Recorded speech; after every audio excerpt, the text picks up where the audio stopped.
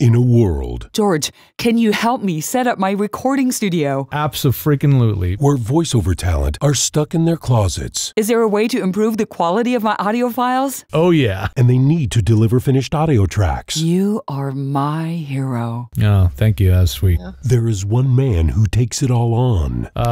Real time, excellent, Whittam's World. Whittam's World, rated VO.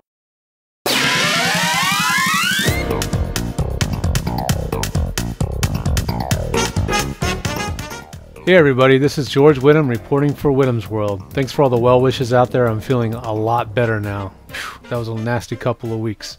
I got 2 questions in the last day about EQ, so I figured that's pretty synchronistic. Obviously it's a topic you guys want to know about. So questions came in from David Plant and from Anne Swist about EQ.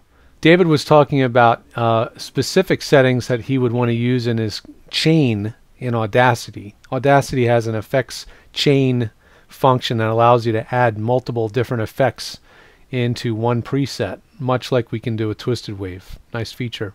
Is it always a good idea to roll off below 80 dB, which he probably means 80 hertz frequency, and maybe a slight boost around 400 and 1500 dB, where he actually means hertz? Remember, dB is volume and hertz is frequency, you know, across from treble or bass to treble. Should I boost these frequencies for the average male voice? Anne asked about the fact that she has a DBS processor. I think she probably means a DBX 286S, which is a really common model. And I would really like to know about EQ. I'm sure it would make my sound better, but I don't know how to set it or what it really does. Can you help me? Well, I'm recording my voice right now in Twisted Wave, so I'll show you 1 or 2 little EQ tricks that I've used in the past to kind of tweak sound. But I will tell you that you cannot tweak EQ without using your ears. And so there are no just presets like, yeah, those settings generally work for everybody. That's not really how it works with EQ. EQ is something that has to be adjusted by ear. So I'll show you a couple settings here in Twisted Wave. So here's the recording I just made. Well, I'm recording my voice right now in Twisted Wave. Okay, so let me go ahead and bring up an equalizer so you guys can see 2 types of EQs that I use regularly. One of them is called a graphic EQ. Graphic equalizers have multiple bands. Usually a good professional one will have 31 bands, also known as 1/3 octave, because there's 1/3 of an octave on the musical scale between each frequency. So that's one EQ setting that can be adjusted. And there's also another EQ tool built in called a parametric EQ.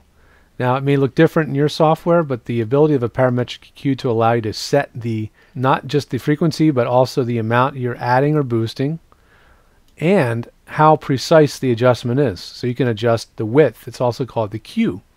So if you look at this EQ, it has this is a very narrow, what I would call a notch.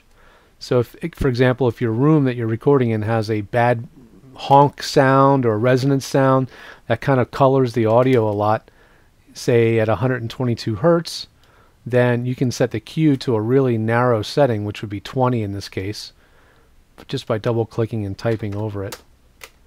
And you can make a very precise control over that frequency. So it's not going to be drastic because my room's EQ is already pretty good. It actually doesn't have any particular resonant frequencies. But if yours does, this is a way you can go in there and make a really precise adjustment to take out something that doesn't sound good, also known as a notch. When it comes to sort of adding tonal coloration to the sound or adding some sizzle, top end, bottom end, things like that, like David was asking about, again, you have to use your ear, but a graphic EQ is a nice way to maybe add a little bit of a punch. Maybe I want to make this microphone sound a little bit more present and bright. So let's play back some of this clip and play with the EQ a little bit more. Frequency. And maybe a slight boost around 400 and 1500 right now it's bypassed. dB, where he actually means hertz. Remember, dB is volume and hertz is frequency, you know, across from treble or bass to treble. Maybe I want to give it a little bit more richness at the bottom and give it a little more full sound, so maybe I'll add it a little bit at the bottom. That's what dB is about, volume, not frequency. Should I boost these frequencies for the average male voice? I'm a baritone. Should I normalize before or after equalization? Okay, a couple of questions in there. So I add a little bit of top end to give it a little bit more brightness and sizzle, because this mic is not very bright. It's kind of a dull sounding mic. This mic sounds a little bit more like a dynamic mic than a condenser, actually.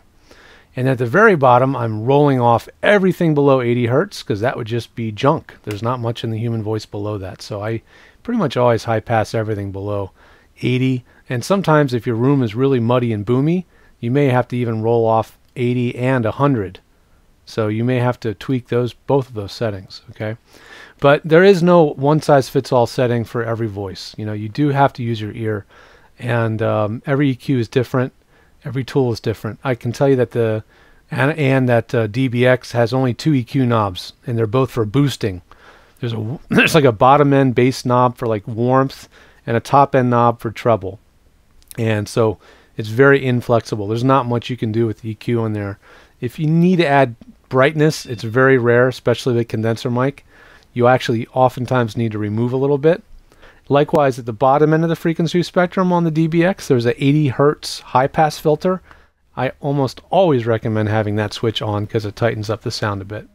So anyway, that was a crash course on EQ. It's a big topic. I've taught entire webinars on just this one topic, and I will, I'm sure, again in the future. So stay tuned for that. And if there's anything else I can help you with, please do send emails into whittamsworld@edgestudio.com, and that's the email address to use if you would like to contribute to the show.